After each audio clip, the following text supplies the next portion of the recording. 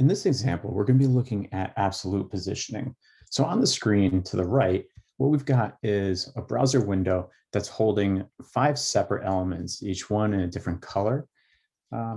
And on the left side, what we've got is the CSS file for this browser rendering. So at the top, we've got some resets and defaults. This margin 0, padding 0, and box sizing, border box. It's going to be our resets, as well as background and font size are going to be our defaults for today. Then we've got some common CSS properties that we're going to be using here for each of our elements that we want to position absolutely. Okay. Now, one thing that we want to do is, instead of having to add position absolute to each one of our actual elements, I'm just going to add it up here because this class has been added to each one of the elements on the in the browser to the right. I can say position, I can say absolute, and now we can actually see that all of our elements are already responding to position absolute because they're no longer stacked and sitting as if they're in block, nor are they even sitting as if they're in span and being one after the other. They're now completely on top of each other, sitting in the exact same location on the page. So what I want to do now is I want to try to observe each one of these class names to position each one of the elements directly where their class name suggests they should be on the page. So for bottom right, I'm going to start off with bottom, and I'm going to just say 0.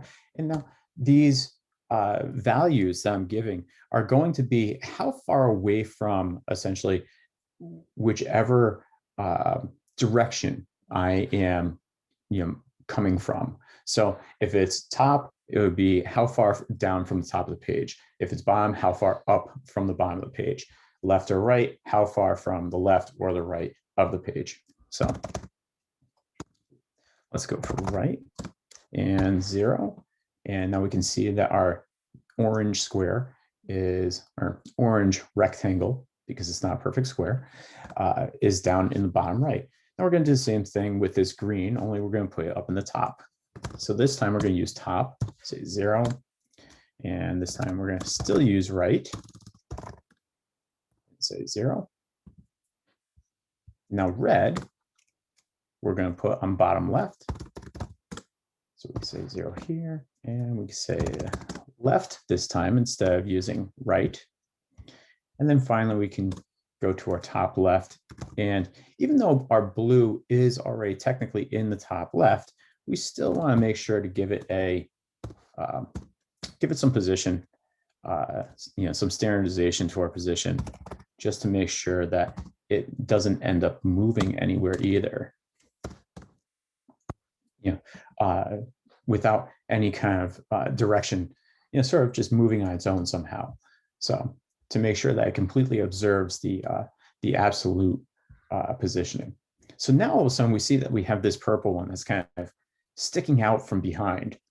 And this one, what we want to do is we want to actually center it onto the page instead of just having it positioned into a corner. So the way that we can kind of move something around the page using still using absolute positioning is that we can give it a top of 50, and we can give it a left of 50 as well. Okay. And then what we want to do, so that what we want to do is we want to transform. We can use translate, say -50%, comma, -50%. And now our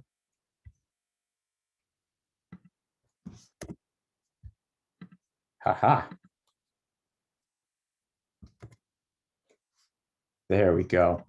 So when you're using the zeros, as we can see, we don't necessarily need to use a labeling system. However, if you're going to specify some type of a unit or if you're going to specify something more than 0, it's helpful, obviously, to use units. Clearly, it doesn't want to work without them. So therefore, let's make sure to use them. Now, the reason why this is working is because what we have is this is coming 50% from the top, 50% from the left. If we don't observe this transform, we're going to see that it's going to go 50% from the top and 50% from the left, but that's just going to be the top corner of our actual object, of our actual element. So to be able to move this directly to center, this is why we want to make sure to use this transform translate. And just for continuity, I want to change this really quick. And now you can actually see each of the different positionings are directly inside of each one of the elements. So I hope you enjoyed this little mini lesson, and hope you come back for more.